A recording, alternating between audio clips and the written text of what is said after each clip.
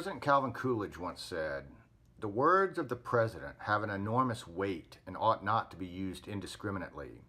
It would be exceedingly easy to set the country all by the ears and foment hatreds and jealousies, which by destroying faith and confidence would help nobody and harm everybody. The end would be the destruction of all progress. While everyone knows that evil exists, there is yet sufficient good in the people to supply material for most of the comment that needs to be made."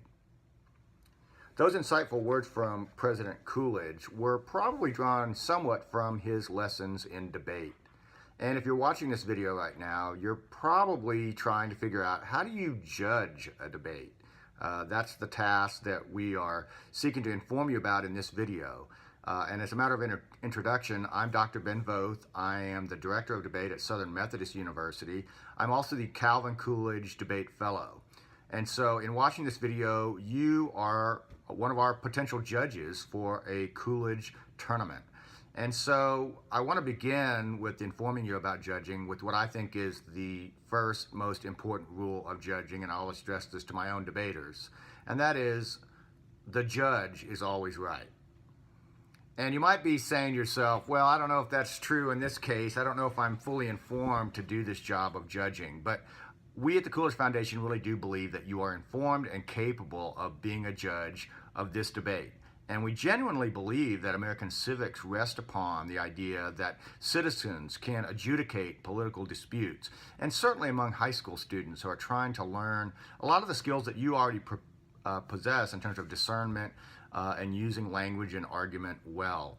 And so we hope you will approach this task with the confidence that we have in you. And we really do believe that you can judge this debate effectively. So with that said, let me make some basic pointers about how to judge a debate.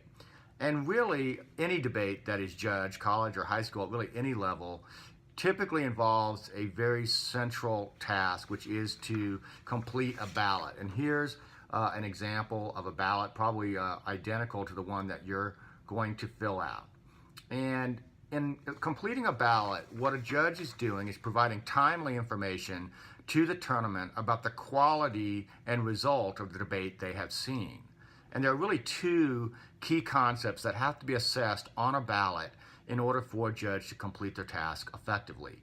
First, you need to assign what are called speaker points to the debate. And if you look at the ballot carefully, you'll see that at the top of the ballot, there is a location for you to assign speaker points. And what we'd like you to do is for each debater that you see to assign a score of 1 to 100. And to be honest, it would be nice to kind of stay in the range of, say, 60 to 100, where 100 would be perfect, and there's really nothing better that you could see them doing in the future, or 60 would be a pretty poor score that you really think there are major serious problems with the presentation that the student made in front of you. But we need you to assign a score of roughly 60 to 100 points on your ballot for each of the students that you observe in an individual debate. Once you've assigned those speaker points, you also will need to assign a rank of first, second, third, or fourth based on those speaker points. And so once you've done that, you've completed that first central task, which is to assign speaker points. And we'll talk a little bit more about how do you know the quality of the debating in a moment. But the second task that's on this ballot is that it does indicate that you will provide a decision. And that's the second major part of the ballot. You need to inform us whether you're voting affirmative or negative. Each team in a debate is either agreeing with the resolution or disagreeing with the resolution. And those that are agreeing with the resolution we refer to, and they will probably refer to themselves as the affirmative. And those that are opposing the resolution will refer to themselves as the negative. And so you'll want to vote for one of those teams. And typically, the team with higher speaker points will also be the same team that you're voting for on the side. Now, it is possible, although unlikely, that you would award what is called a low point win. In other words, someone got lower speaker points, but they were able to technically refute the arguments of the other team to a satisfaction that led you to vote in a manner for them. So sometimes low point wins happen. We think that's unlikely, but it is allowed and it is certainly legal on the ballot. So those are the two key tasks that you must complete on the ballot for the tournament to be satisfied with your work as a judge. Now, I will say that we do have, some notation spaces on the ballot where you're certainly welcome to write written feedback, and that certainly is desired, that we would like to know what you think about the debate, what advice you would have. And we certainly would urge you to follow just sort of basic rubrics of making sure you have a mixture of positive and negative comments for students and things like that. And also, what most debaters really would like to know is what is technically called the RFD. The RFD is really an acronym for Reason for Decision. What reason did you have for deciding that the affirmative team or the negative team won the debate? And typically that involves a comparison of what are the advantages and the disadvantages of taking a certain view of a topic. And so if you can write that explanation on the ballot, that will certainly raise the quality of the ballot. But we definitely need the speaker points and the decision, and we'd appreciate it if you could give some written feedback and some idea of how you made the decision. Having said that, what is perhaps some deeper guidance on how to effectively judge a debate?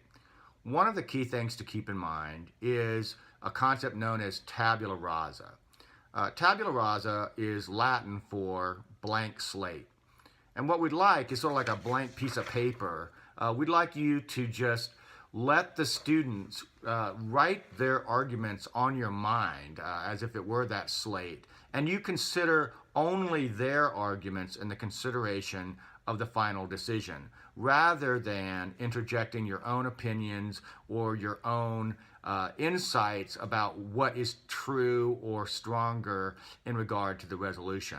What have the students done in their own words to combat and refute one another?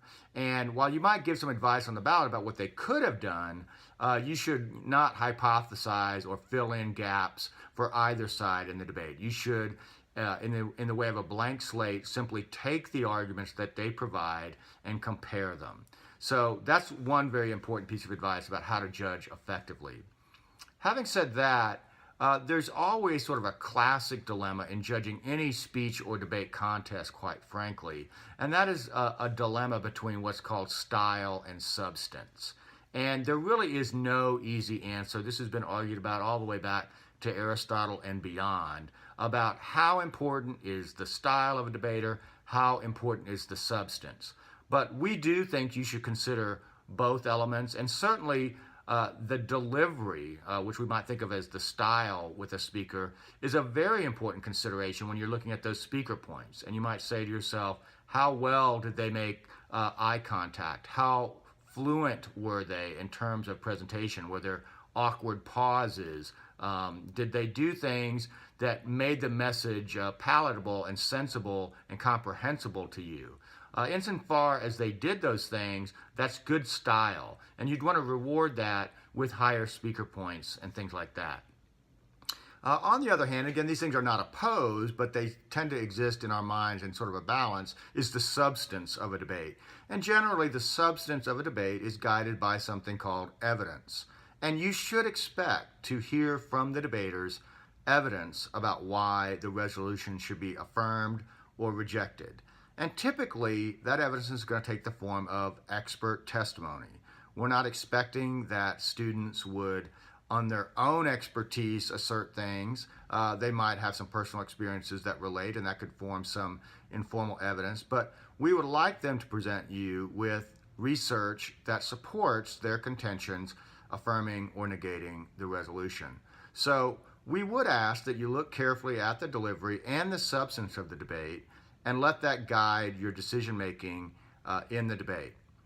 So having said those things, I would just conclude by urging that you do, approach this with some care. You may even want to, on the back of your ballot, take notes on the debate, maybe have a column for each student that is speaking. If you look at the ballot, you can see that there's an order provided for you of what order they're going to speak in. But if you take some notes during the debate, that'll help you digest it more effectively at the end when you have to decide who the winner is. But again, listening carefully should allow you to do this effectively. I would also stress that it's important to do this in a timely manner. And so we need for you not to take too long in making the decision.